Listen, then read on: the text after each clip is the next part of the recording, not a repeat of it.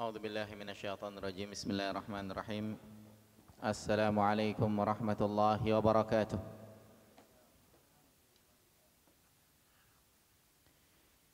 إن الحمد لله نحمده ونستعينه ونستغفره ونعوذ بالله من شرور أنفسنا ومن سيئات أعمالنا. من يهده الله فلا مضل له ومن يضلله فلا هادي له. وأشهد أن لا إله إلا الله وحده لا شريك له. وأشهد أن محمدا عبده ورسوله لا نبي بعده. فإن أصدق الحديث كتاب الله وخير الهدى هدى محمد صلى الله عليه وسلم وشر الأمور محدثاتها وكل محدثة بدعة وكل بدعة ضلالة وكل ضلالة في النار. اللهم صل على سيدنا محمد وعلى آله وأصحابه ومن تبعهم بإحسان إلى يوم الدين.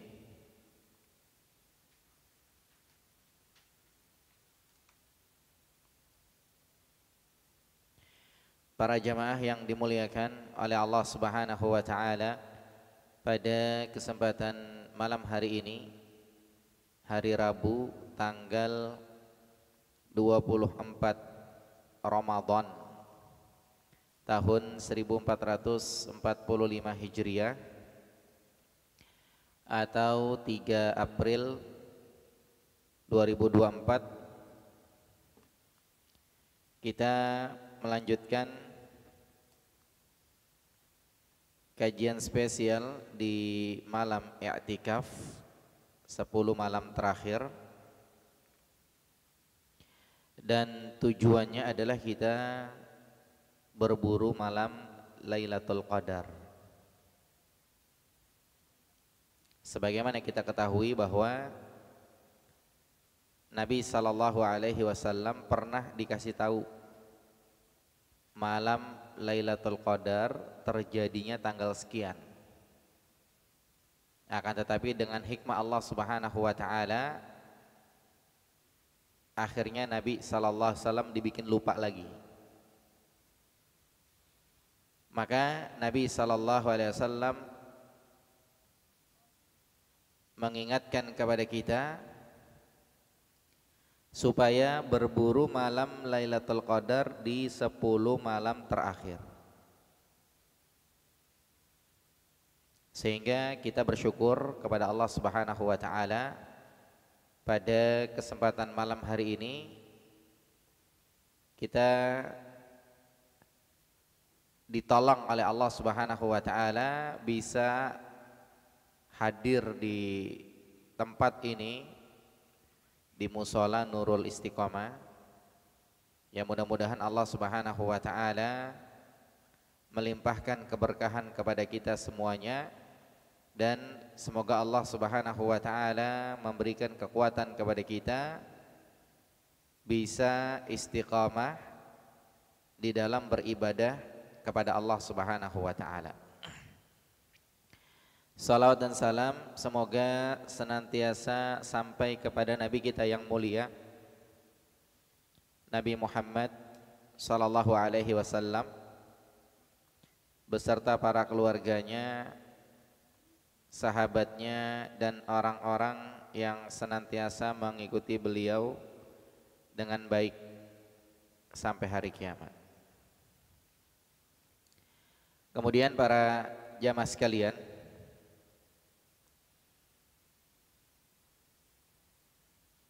hadirnya kita di sini adalah kita melanjutkan kajian spesial malam i'tikaf,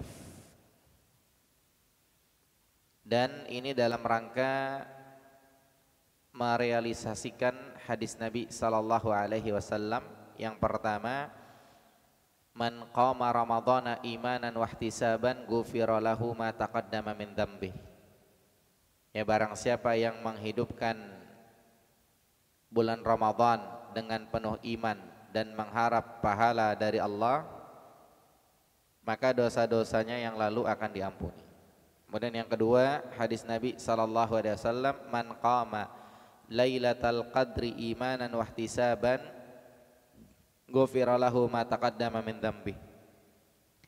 Barang siapa yang menghidupkan malam Lailatul Qadar dengan penuh iman dan mengharap pahala dari Allah, maka dosa-dosanya yang lalu akan diampuni. Kemudian juga berdasarkan firman Allah Subhanahu wa taala, Lailatul Qadri khairun min alfi syahrin. Malam Lailatul Qadar itu lebih baik dari 1000 bulan. Maka hadirnya kita di sini adalah dalam rangka merealisasikan dalil-dalil tersebut. Harapannya ini dihitung sebagai ibadah kita yang diterima oleh Allah Subhanahu wa taala, dan nantinya mudah-mudahan menjadi pemberat timbangan amal kebaikan kelak buat kita bersama pada hari kiamat. Kemudian para jamaah sekalian, tema kajian kita pada kesempatan kali ini adalah nasihat berharga meraih hidup bahagia. Di sini kita perhatikan, hidup bahagia adalah dambaan semua orang. Semuanya pada pengen hidup bahagia. Mereka akan berusaha mendapatkan itu. Itu diusahakan pada setiap sisi ruang dan waktu. Mereka aktivitas gimana caranya mereka bisa hidup bahagia. Kemudian kita perhatikan di lapangan, sebagian mereka alhamdulillah benar-benar mendapatkannya. Sebagian mereka mendapatkan hidup bahagia. Mereka bisa dan mampu meraih hidup bahagia. Akan tetapi di sisi yang lain, tidak sedikit dari mereka yang ternyata terkontaminasi dengan rasa gelisah. Mereka putus asa, mereka galau, kemudian mereka sedih hati, sampai pada akhirnya mereka merasa bahwa penderitaan sudah menjadi bagian dari hidupnya. Mereka ngerasa udah ditakdirin jadi orang susah katanya, begitu. Maka kajian kita pada kesempatan kali ini akan membahas tentang nasihat-nasihat untuk meraih hidup bahagia. Dan kita merujuk kepada kitab kecil, bahasanya itu adalah Kutaib, yang ditulis oleh guru kita Syekh Abdurrahman bin Nasir As-Sa'di rahimahullah, atau biasa disebut Syekh As-Sa'di rahimahullah, atau Syekh Abdurrahman As-Sa'di rahimahullah. Ini akan disampaikan nasihat-nasihatnya berdasarkan pengalaman beliau, yang pastinya berdasarkan ilmu dari Al-Quran dan As-Sunnah. Di sini kita perhatikan di halaman depan kitab ini, judul aslinya dalam bahasa Arab disebutkan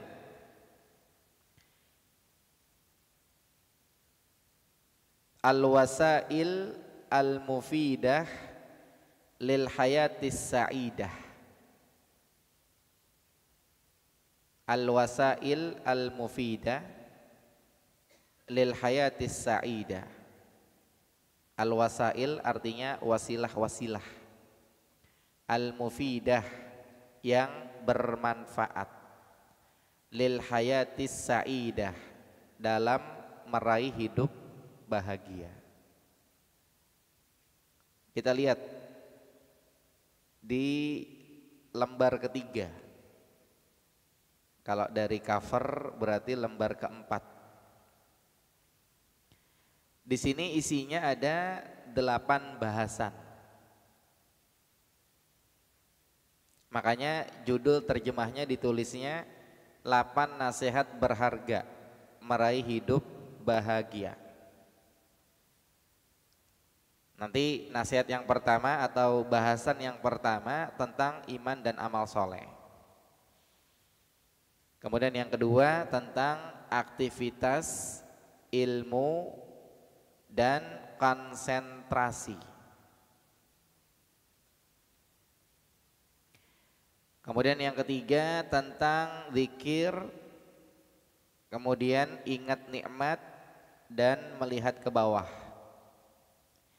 Kemudian yang keempat ada bahasan tentang usaha dan doa.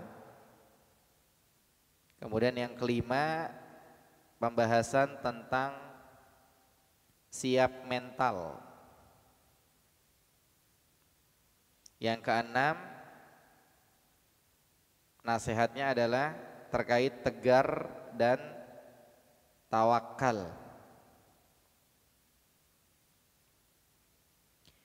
Kemudian yang ketujuh tidak membenci, dan yang kedelapan tidak larut dalam kesedihan atau mengukur nikmat dengan musibah. Ini yang nanti akan kita simak pembahasannya, insya Allah. Sekarang kita perhatikan muqaddimah atau pendahuluan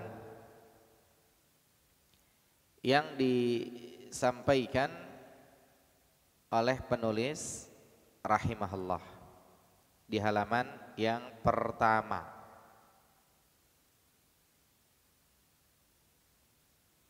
Di sini kita perhatikan yang dikatakan oleh penulis rahimahullah dalam bahasa Arabnya, innal hamdalillah nahmaduhu wa nasta'inuhu wa nastaghfiruh wa na'udzu billahi min syururi anfusina wa min sayyiati a'malina, man yahdihillahu fala mudhillalah wa man yudlilhu fala hadiyalah. Amma ba'du. Terjemahnya, segala puji hanya bagi Allah. Aku bersaksi bahwa tidak ada Tuhan yang berhak disembah kecuali Allah semata. Tidak ada sekutu baginya.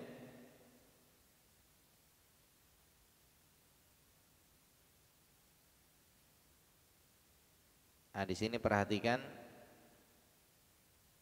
yang pertama, tidak ada Tuhan yang berhak disembah kecuali Allah semata. Berarti Tuhan-Tuhan selain Allah mereka tidak berhak untuk disembah. Kemudian yang kedua, tidak ada sekutu baginya. Allah tidak punya sekutu-sekutu. Tuhan-Tuhan selain Allah mereka tidak punya andil dalam penciptaan. Tuhan-Tuhan selain Allah mereka tidak punya andil dalam memberi rizki. Atau kita lihat ketika matahari terbit, matahari terbenam, datang siang, datang malam, maka Tuhan-Tuhan selain Allah mereka tidak ada andil dalam itu semuanya. Makanya tidak ada sekutu baginya. Aku bersaksi bahwa Muhammad adalah hamba dan rasulnya. Di sini sering kita ingatkan kata-katanya Muhammad adalah hamba dan rasulnya. Maka di sini fadilahnya atau manfaatnya adalah kepada mereka yang berlebih-lebihan terhadap Rasulullah sallallahu alaihi wasallam tidak boleh karena beliau adalah hamba. Kemudian kepada mereka yang menuduh macam-macam tentang Rasulullah sallallahu alaihi wasallam, katanya Rasulullah sallallahu alaihi wasallam begini begitu dan lain-lain. Istrinya banyak misalnya atau yang lain-lain yang semakna dengan itu. Enggak boleh. Karena beliau adalah Rasulullah. Itu di YouTube itu ada yang suka ngata-ngatain, katanya Nabi Muhammad orangnya begini, begini, begini, hawa nafsunya begini, istrinya begini dan seterusnya, nikah sama anak kecil dan seterusnya. Itu semuanya enggak boleh.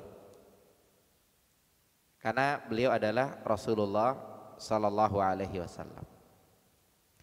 Semoga salawat dan salam tetap terlimpah kepada beliau, keluarga dan para sahabat beliau.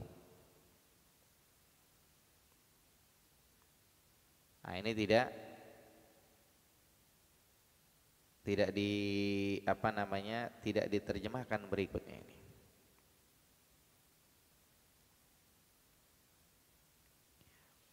Yaitu apa? Yaitu kata-kata yang tadi. Kita berlindung kepada Allah dari keburukan jiwa-jiwa kita. Kita berlindung kepada Allah dari keburukan amal-amal kita. Barang siapa yang diberikan hidayah oleh Allah, maka tidak ada yang dapat menyesatkannya. Dan barang siapa yang disesatkan oleh Allah, maka tidak ada yang dapat memberikan hidayah kepadanya. Jadi kalau orang udah dapat hidayah, biar diomong kayak apa, kalau dia istiqomah maka tetap istiqomah insyaallah. Tapi kalau orang disesatkan, biar diomong kayak apa, kalau sudah sesat maka tetap sesat. Tidak ada yang bisa memberikan kepadanya hidayah. Maka alhamdulillah kepada mereka-mereka yang Allah berikan hidayah sehingga mereka berada di atas jalan yang lurus. Ini nikmat yang mahal. Ya, nikmat yang sangat besar. Karena hidayah itu memang mahal. Sehingga alhamdulillah segala puji bagi Allah Subhanahu wa taala ketika kita mendapatkannya. Kemudian lihat di paragraf terakhir di halaman yang pertama. Dikatakan oleh penulis rahimahullah, ketenangan hati, kemudian juga kebahagiaan hidup dan hilangnya rasa gundah adalah impian setiap orang. Kalau bahasa kita bilangnya apa? Meraih hidup bahagia adalah impian setiap orang. Semuanya pada pengen hidup bahagia. Dengan kondisi batin seperti itulah kehidupan terasa damai. Jadi ketika hatinya tenang, ketika hilang rasa gundah dalam hatinya, maka itulah kehidupan yang disebut terasa damai. Kemudian juga perasaan senang dan tentram akan dapat dicapai ketika hatinya tenang. Dia akan hidup bahagia. Kemudian di halaman yang kedua, dikatakan demi mendapatkan itu semua supaya hatinya tenang, supaya dia bahagia, ada beberapa faktor yang harus terpenuhi. Ada faktor diniyah, ada faktor keagamaan, kemudian ada faktor alami, dan ada faktor amaliyah atau perbuatan. Kemudian penulis rahimahullah mengingatkan hanya orang-orang yang mukmin saja, hanya orang-orang yang beriman saja yang mereka mampu memenuhi ketiga faktor tersebut. Orang-orang yang beriman bakal dapat faktor agamanya dapat, faktor alaminya dapat, dan faktor perbuatannya juga dapat, sehingga dengan itu mereka bakal bahagia. Orang-orang yang beriman. Adapun selain mereka, maka kalaupun dari satu sisi mereka dapat, ya, sebagian faktor-faktor tersebut dapat dicapai dengan jasa dan usaha para cendekiawan mereka. Akan tetapi banyak dari sisi-sisi lain yang justru lebih bermanfaat, lebih kuat, lebih baik dalam jangka pendek ataupun jangka panjang yang tidak mampu mereka dapatkan.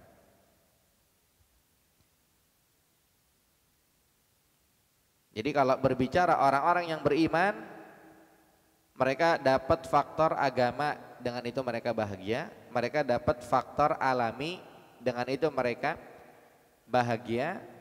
Mereka dapat faktor amaliyah, dengan itu mereka bahagia. Tapi selain orang-orang yang beriman, mungkin mereka dapat diantara salah satunya dengan jasa. Bahasa mereka bilangnya healing. Bahagia nggak mereka kalau healing? Bahagia. Tapi agamanya nggak dapet. Healing bayar, bahagia nggak? Bahagia. Bisa mereka bahagia dengan jasa. Tapi mereka nggak bisa dapat semuanya. Makan enak, bahagia. Jalan-jalan, bahagia. Tapi mereka nggak dapat faktor kebahagiaan semuanya. Makanya disampaikan di paragraf terakhir dalam buku kecil ini, penulis akan menguraikan apa yang ada dalam benak penulis berkaitan dengan faktor-faktor penunjang tercapainya kebahagiaan. Jadi biar bahagia gimana nih? Ini bahasannya. Ya, sebagai cita-cita utama yang diinginkan oleh setiap orang, karena setiap orang pada pengen hidup bahagia. Ada sebagian orang yang sudah memenuhi sebagian besar dari faktor-faktor tersebut sehingga dapat hidup dengan baik dan tenang. Namun ada sebagian lagi yang sama sekali belum bisa memenuhi faktor-faktor tersebut sehingga mereka hidup sengsara, mereka tidak bahagia. Bahkan ada lagi yang setengah-setengah. Ya, hanya Allah yang mampu memberikan taufik dan pertolongannya untuk menggapai semua kebaikan dan menolak setiap mudarat. Berarti meraih hidup bahagia, yaitu jawabannya dalam kajian kita kali ini, insya Allah sampai selesai. Ya, mudah-mudahan Allah kasih kemudahan bisa kita bahas kitab ini, kita bisa baca bareng sampai selesai insya Allah. Bahasan yang pertama di halaman 5.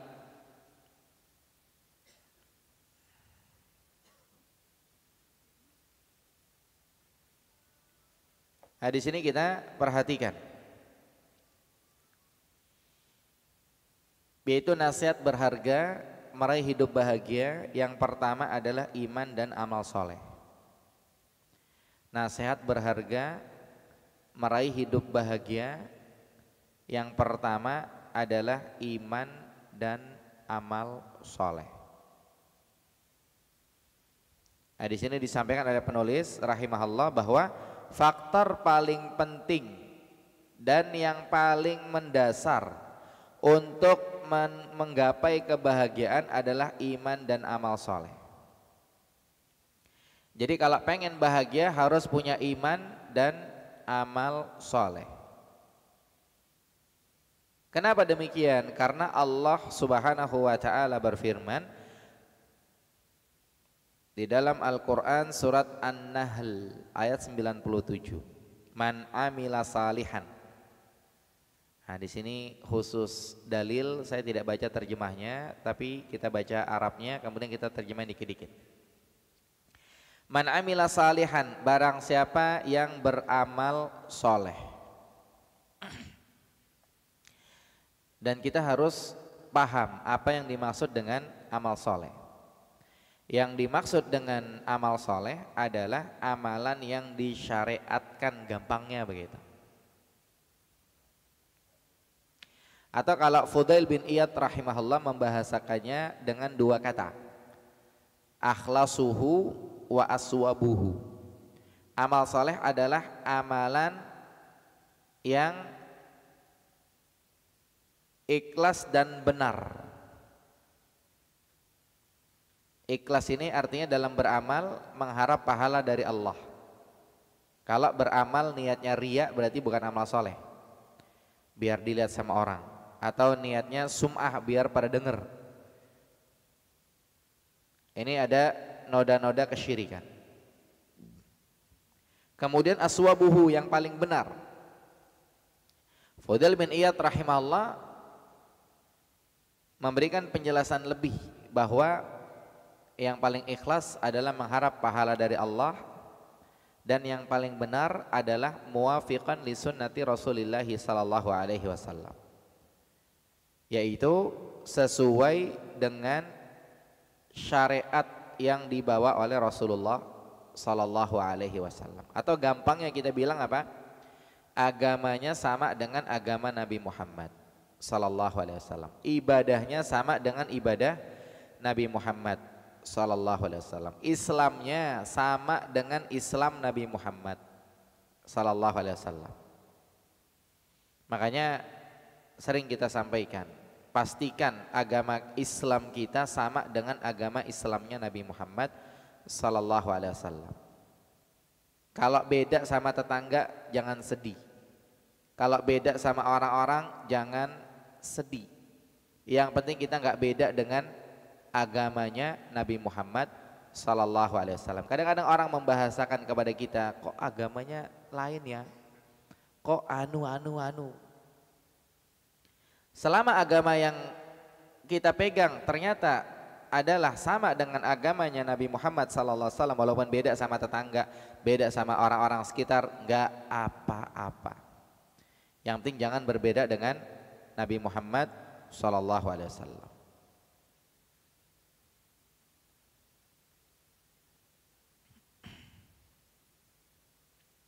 Man amila salihan, barang siapa yang beramal saleh, min dzakarin au untha, baik laki-laki ataupun perempuan, wa huwa mu'min, dan dia beriman, berarti iman dan amal saleh. Apa kata Allah?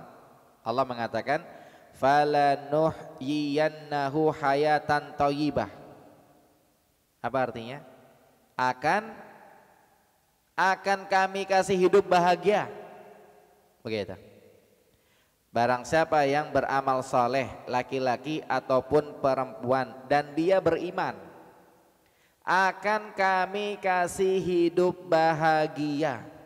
Inilah iman dan amal saleh. Kalau pengen hidup bahagia. Wala najziyannahum ajrahum bi ahsani ma kanu ya'malun. Wala najziyannahum, akan kami berikan balasan kepada mereka, ajrahum, pahala buat mereka, bi ahsan, dengan balasan yang lebih baik, maka nu ya'malun, perbuatan yang dulu mereka lakukan.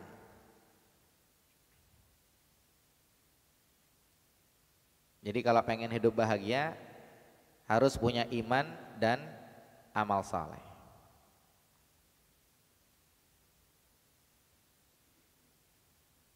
Kemudian lihat di halaman yang ke-6, dikatakan di dalam ayat ini Allah Subhanahu wa ta'ala memberitakan dan menjanjikan bagi orang yang dapat memadukan antara iman dan amal saleh untuk mendapatkan kehidupan yang baik di dunia ini dan balasan yang baik pula di dunia dan akhirat. Kalau kita bilang dengan bahasa bebasnya bagaimana? Dalam ayat ini Allah Subhanahu wa ta'ala mengabarkan dan menjanjikan kepada orang-orang yang beriman dan beramal saleh, mereka bakal hidup bahagia di dunia dan di akhirat. Jadi kalau kita adalah orang-orang yang beriman, kita adalah orang-orang yang beramal saleh, jangan sedih. Allah menjanjikan bakal hidup bahagia di dunia dan di akhirat. Kemudian disampaikan berikutnya, alasannya sudah jelas. Karena orang yang beriman kepada Allah dengan iman yang benar, yang membuahkan amal saleh. Jadi orang yang beriman kepada Allah dengan iman yang benar, yang membuahkan amal saleh.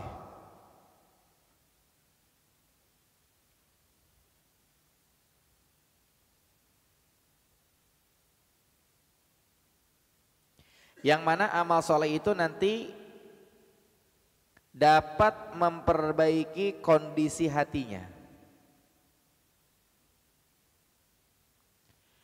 Kemudian juga orang yang beriman kepada Allah dengan iman yang benar, yang mana dia juga punya moral, dia punya tingkah laku, dia punya akhlak.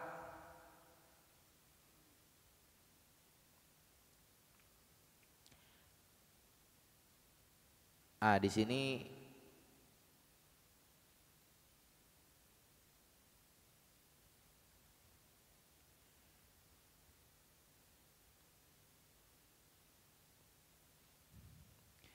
sini kita perhatikan, diulangi, alasannya sudah jelas karena orang yang beriman kepada Allah dengan iman yang benar, yang membuahkan amal soleh dan dapat memperbaiki kondisi hati, kemudian dapat memperbaiki kondisi moral, akhlak, tingkah laku, atau dapat memperbaiki urusan keduniaan dan akhiratnya. Berarti dia sudah mempunyai pondasi yang kuat untuk menghadapi segala kemungkinan, baik yang mendatangkan kebahagiaan dan kesenangan maupun kemungkinan buruk yang dapat mendatangkan keguncangan, kesempitan dan kesedihan. Artinya apa? Artinya yang pertama, berdasarkan ayat tadi, Allah mengabarkan dan Allah menjanjikan kepada mereka yang beriman dan beramal soleh bakal hidup bahagia. Apa sebabnya? Sebabnya adalah orang-orang yang beriman kepada Allah dengan iman yang benar, yang nanti imannya itu akan membuahkan amal soleh. Maka dengan seperti itu akan memperbaiki kondisi hatinya. Sekali lagi, iman yang benar kemudian membuahkan amal soleh, maka dengan seperti itu akan memperbaiki kondisi hatinya. Yang sedih jadi nggak sedih.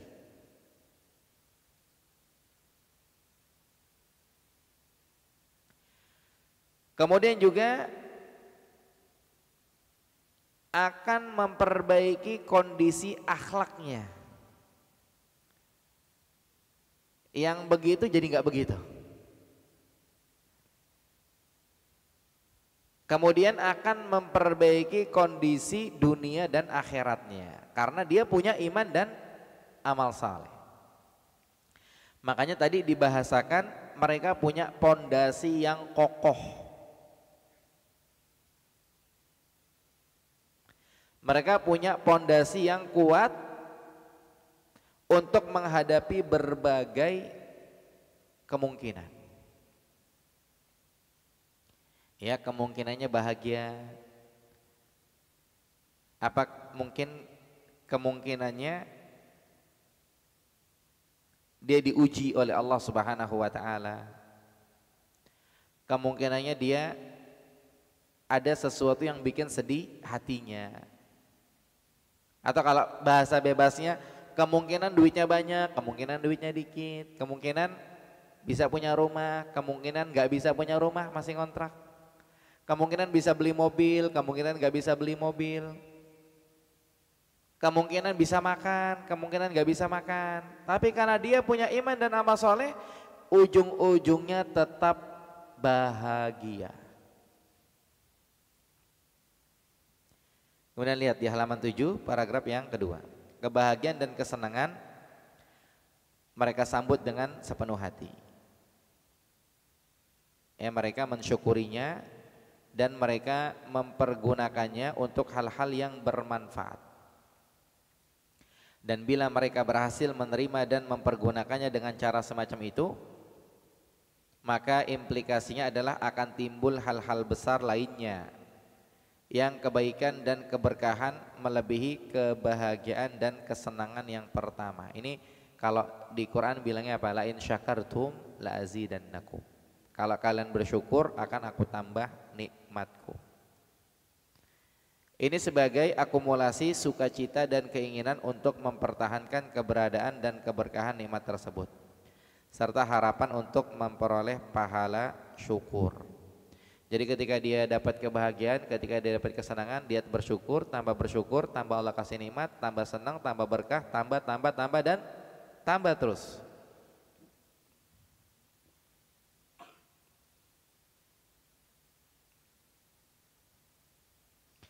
Begitu pula dengan cobaan, kemudaratan, kesempitan dan keruwetan hidup, baik yang mampu ia atasi, dipecahkan, yang hanya dapat diminimalisir atau dilakukan, dan yang mau tidak mau harus dilakukan, maka harus diatasi dengan kesabaran. Dan sebagai dampak dari akumulasi kemampuan menghadapi ujian plus cobaan dan kekuatan, juga akumulasi dari kesabaran plus pengharapan terhadap pahala, maka mereka akan mendapatkan hal-hal besar lainnya yang dengan hal-hal tersebut semua ujian dan cobaan apapun tidak akan terasa, bahkan akan berubah menjadi kesenangan dan harapan-harapan baik serta keinginan untuk mendapatkan karunia dan pahala dari Allah. Ini ringkasnya adalah sebab kebahagiaan kan dikatakan iman dan amal soleh. Ketika dia mendapatkan nikmat, maka dia bersyukur. Ketika dia bersyukur, nikmatnya sama Allah ditambah. Ketika dia dapat nikmat, dia bahagia. Dia bersyukur, sama Allah nikmatnya ditambah. Sama Allah nikmatnya ditambah, bahagianya tambah. Karena dia punya iman dan amal soleh. Kemudian sebaliknya, ketika dia dapat ujian, dia dapat cobaan, karena dia punya iman dan amal soleh, ketika dia dapat ujian dan dapat cobaan, apakah dia bunuh diri? Jawabannya tidak. Ketika dia dapat ujian, dia dapat cobaan, sama dia diurus pelan-pelan. Dompetnya hilang, STNK-nya hilang, kemudian kartu tabungannya hilang, KTP-nya hilang, kemudian member ini, member itu hilang. Sama dia diurus pelan-pelan. Sama dia hidup ini dinikmati saja. Karena dia punya iman dan amal saleh, ya bahagia-bahagia saja dia. Sehingga musibah yang seperti itu buat dia terasa ringan, terasa enteng. Mungkin sebagian orang membahasakannya bilangnya apa? Ini sampean kehilangan dompet kayak orang gak kehilangan aja, senang-senang aja mukanya begitu kan. Dia gak tahu karena ini orang punya iman dan amal soleh. Jadi karena iman dan amal soleh, ujung-ujungnya tetap bahagia. Senang tambah senang, kemudian musibah dibikin happy sama dia. Karena dia punya iman dan amal soleh.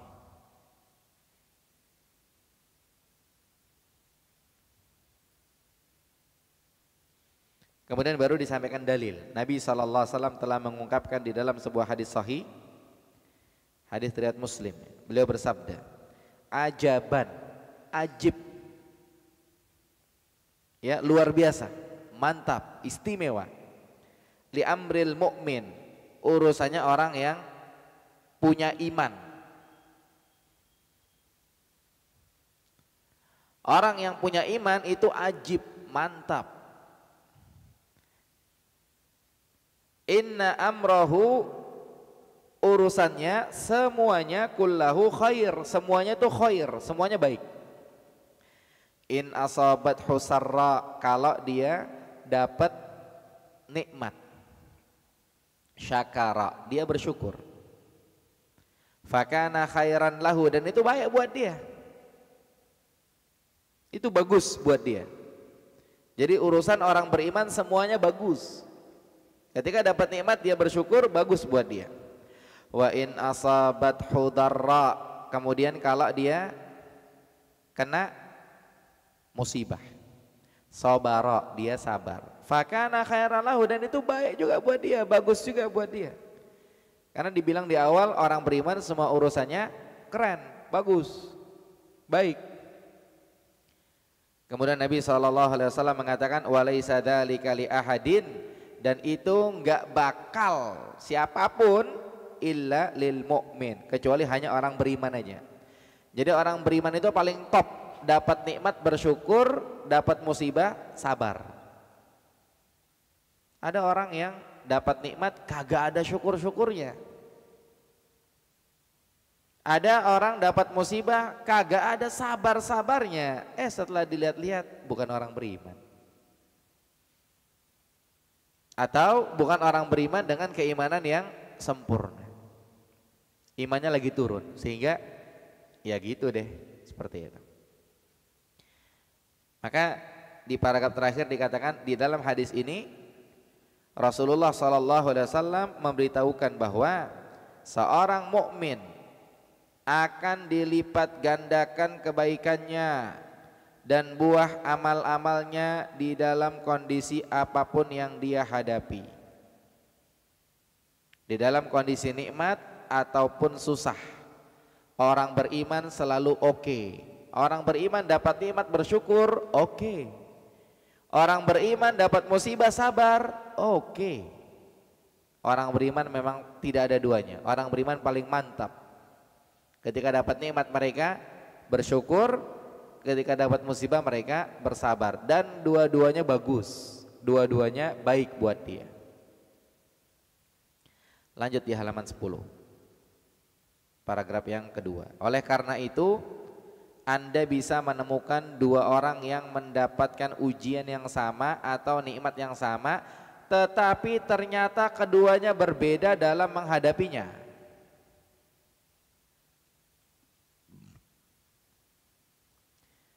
Hal itu kembali kepada kualitas iman dan amal soleh yang dimiliki oleh masing-masing orang. Kalau kualitasnya ya KW1, KW1, KW2, KW2, KW3, KW3. Jadi tergantung gimana-gimananya dilihat iman dan amal solehnya. Sama-sama dapat gajinya sama, atau sama-sama dapat musibahnya sama, tapi beda dalam menghadapinya. Patokannya apa? Iman dan amal solehnya. Dikatakan yang satu dapat menghadapi nikmat atau musibah dengan syukur dan sabar. Dapat nikmat dia syukuri, dapat musibah dia sabari. Sehingga dia merasa senang dan dia merasa bahagia-bahagia saja. Pada saat yang sama, yang satunya lagi sumpek, ruwet, gundah, sempit dadanya, ngerasa hidupnya susah.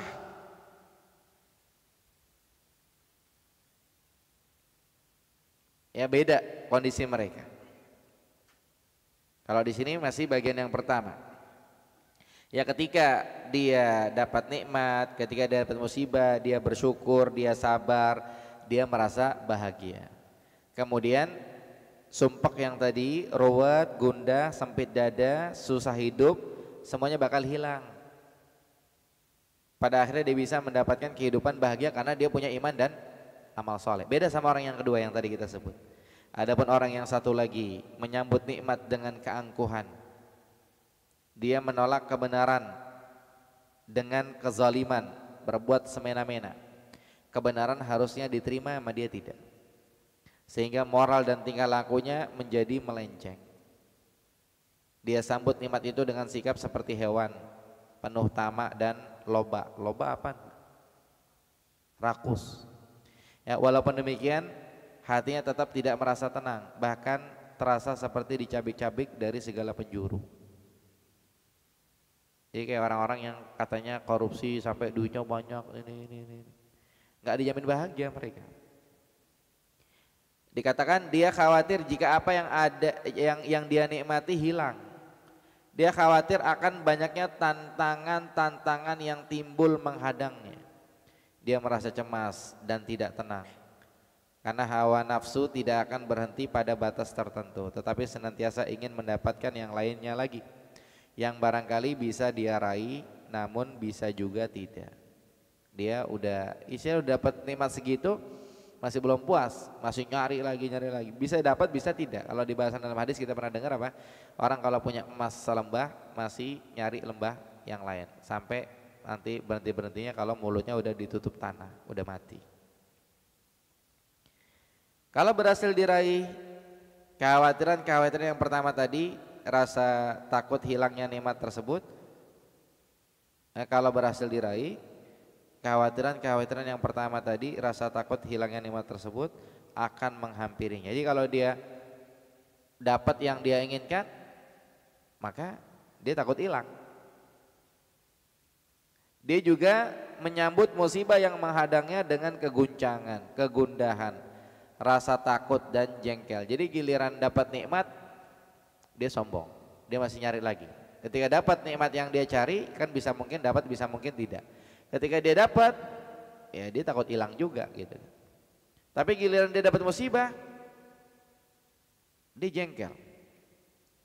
Jika sudah demikian, jangan tanyakan lagi bagaimana dia akan ditimpa kesulitan hidup, ditimpa berbagai penyakit saraf dan perasaan takut yang mengkhawatirkan. Tahu-tahu stroke.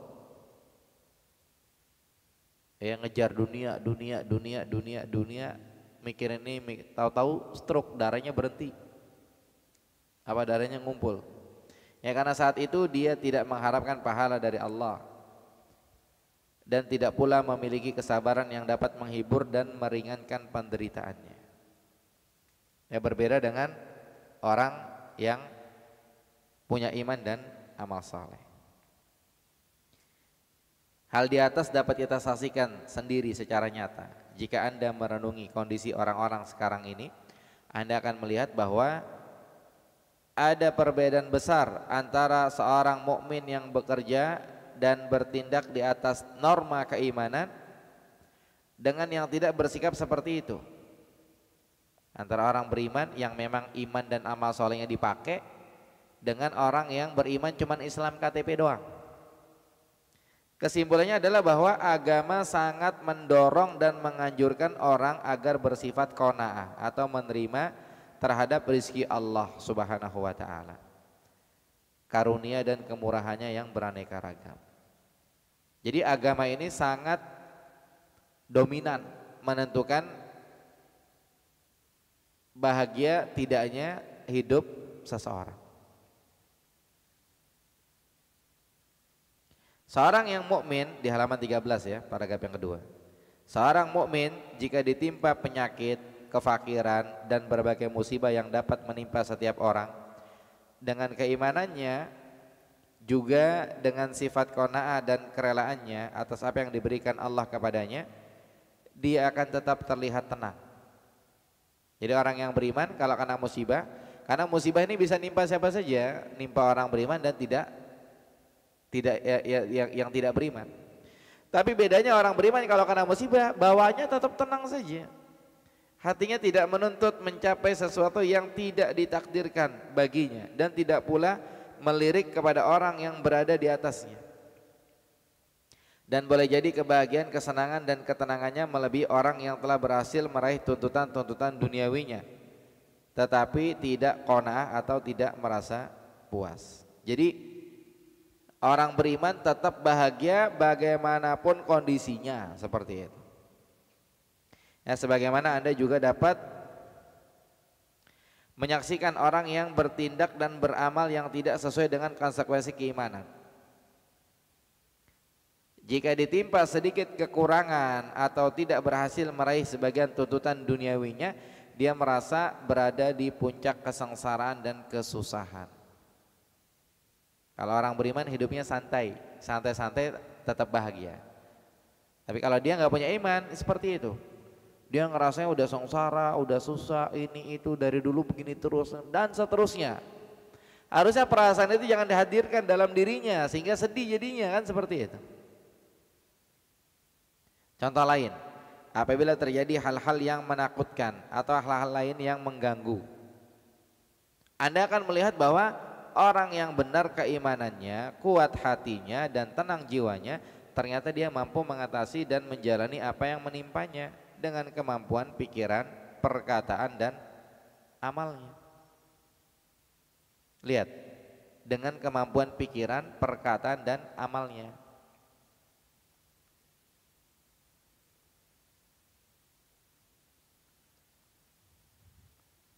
Kayak para sahabat Nabi sallallahu alaihi wasallam, ketika mereka dikatakan orang-orang kafir pengen nyerang, mereka bilangnya apa?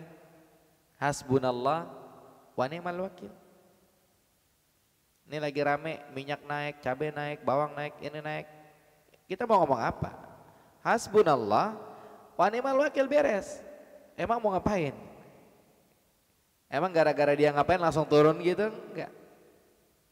Bensin naik, hasbunallah wa ni'mal wakil. Tapi kalau bicara jujur ya, siapa sih yang pengen naik gitu kan? Cuman kita mau ngapain gitu? Orang udah naik mau ngapain? Katanya kan bensin mau naik lagi, katanya bensin anu mau hilang, mau ganti ini apa, oh panjang pokoknya. Hasbunallah wa ni'mal wakil, beres. Orang beriman itu tetap bahagia.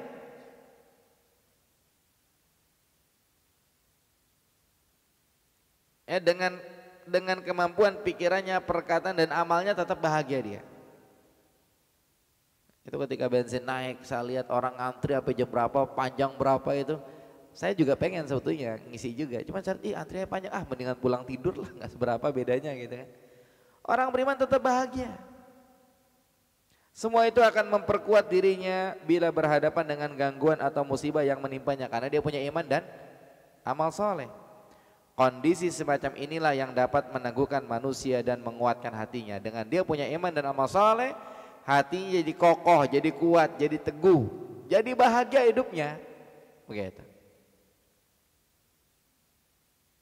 Kemudian lihat di halaman 15, sebaliknya kondisi orang yang tidak mempunyai iman, bila terjadi suatu hal yang menakutkan, hatinya menjadi gundah, urat sarafnya menegang, pikirannya kacau, rasa takut dan cemas masuk ke dalam dirinya, tahu-tahu stroke, tahu-tahu meninggal, naudzubillah. Walaupun semuanya itu sudah takdir Allah.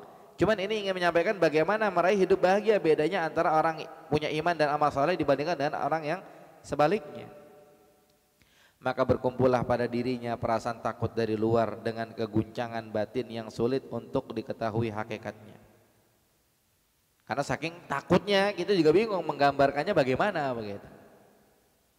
Orang dengan tipe semacam itu bila tidak didukung faktor-faktor alamiah dengan banyak latihan, akan kehilangan semangat dan menjadi tertekan. Orang-orang yang tidak beriman ngadepin gitu-gituan stres. Kalau tidak didukung dengan mereka lari pagi, jalan pagi, kemudian mereka healing-healing apa gitu, ya sudah hancur mereka. Itu kalau orang yang tidak beriman. Tapi kalau orang beriman dengan kebahagiaan hati, yang mestinya dia sedih jadi nggak sedih. Kenapa? Sebab dia tidak punya iman yang dapat mendorongnya bersikap sabar, khususnya di dalam kondisi-kondisi tegang dan sedih. Makanya kita lihat orang-orang kafir tuh, Masya Allah ya, mereka udah tua-tua, segar-segar. Mereka itu dalam kesehariannya jangan dipikir hidupnya enak, enggak. Mereka duitnya banyak dan mereka gimana caranya biar mereka sehat, panjang umur, hidupnya enak. Gimana caranya? Lari pagi, jalan pagi, kemudian mungkin pantang makan itu, olahraga, ini itu dan lain-lain. Tapi orang beriman tanpa gitu-gituan, dia punya iman dan amal soleh, sehat-sehat aja dia. Dan orang beriman mereka lari pagi enggak? Yang lari pagi yang enggak. Jalan pagi enggak? Jalan pagi enggak, kan gitu. Cuman faktor terbesar yang bikin dia bahagia adalah iman dan amal solehnya, bukan lari paginya, bukan jalan paginya. Ya kadang-kadang contoh ya, kita ngelihat ketemu teman kok perutnya makin gede gitu kan, nah, jaga makanya jaga, harus goes, naik sepeda, jalan pagi, ini itu. Oke lah, tapi faktor terbesar yang bikin dia sehat adalah iman dan amal soleh. Orang baik dan orang jahat, juga orang mukmin dan orang kafir, sama-sama berpotensi untuk belajar dan bisa berani. Artinya apa? Orang kafir jalan pagi, lari pagi, jaga kesehatan, olahraga, sehat nggak? Ada potensi untuk itu nggak? Ada. Orang beriman bisa nggak lari pagi, jalan pagi, olahraga? Bisa. Juga sama-sama mempunyai potensi kejiwaan yang dapat melunakkan dan meringankan hal-hal yang menakutkan. Jadi yang mereka lakukan sama yang orang-orang kafir lakukan, kadang-kadang terapi. Orang beriman bisa nggak terapi gitu juga? Bisa. Hanya saja seorang mukmin yang mempunyai keunggulan seorang mukmin mempunyai keunggulan dengan apa? Dengan keimanan, dengan kesabaran, dengan tawakalnya kepada Allah serta harapannya untuk mendapatkan pahala dari Allah. Jadi mereka biar sehat jalan pagi, orang beriman tinggal jalan pagi aja. Masa susah gitu kan? Mereka biar sehat suruh goes. Kita orang beriman bisa juga goes naik sepeda gitu kan. Cuman bedanya mereka nggak punya iman, kita punya iman.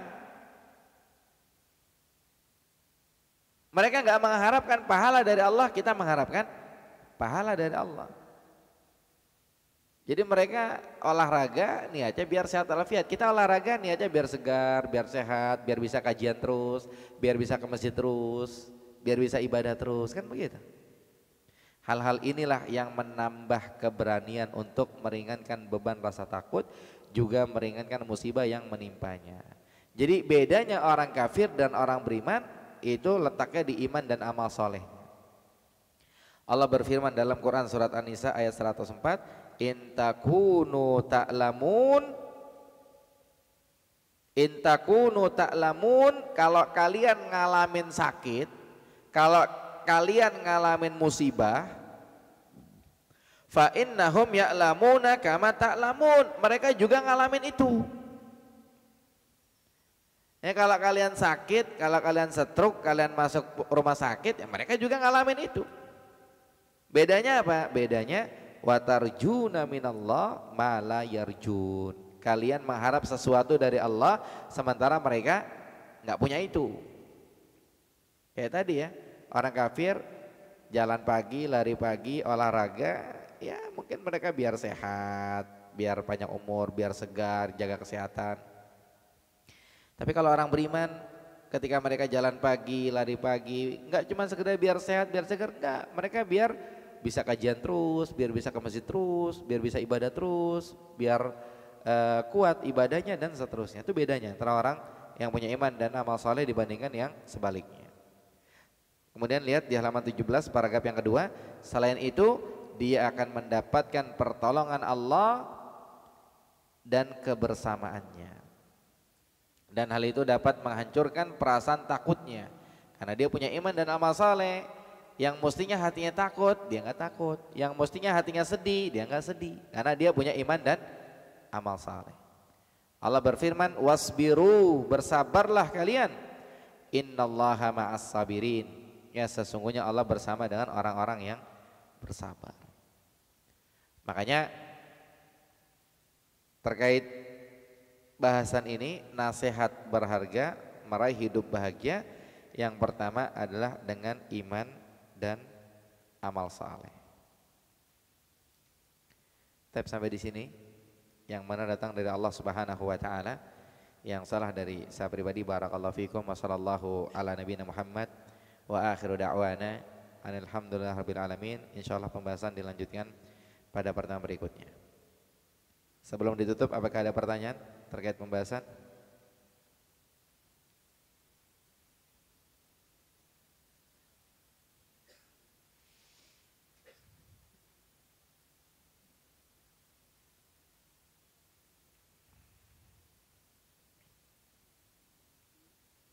Tidak ada pertanyaan? Baik, kalau tidak ada berarti ditutup, insya Allah dilanjutkan pada pertemuan berikutnya. Nanti kita bahas di halaman 17 ya. Poin yang kedua lanjutannya insya Allah kita akan simak. Jadi walaupun ini buku adalah buku terjemah, saya punya naskah Arabnya ini di iPad untuk saya cocokkan kalau ada hal-hal yang sulit dipahami misalnya. Jadi walaupun ini adalah buku terjemah, insya Allah kita baca bersama lebih bermanfaat, lebih berasa kalau bahasa kita, lebih nonjok kalau dibacain ketimbang baca sendiri. Karena apa? Karena Allah Subhanahu wa taala mengatakan dalam Al-Qur'an bilangnya apa? Wa idza tuliyat alaihim ayatuhu zadathum imana. Apabila dibacakan kepada mereka ayat-ayatnya, imannya nambah. Kata para ulama, baca sendiri sama dibacain beda rasanya. Lebih enak dibacain ketimbang baca sendiri. Makanya Nabi Muhammad SAW lebih senang baca Quran apa lebih senang dengerin bacaan Quran? Lebih senang dibacain apa lebih senang baca sendiri? Lebih senang dibacain.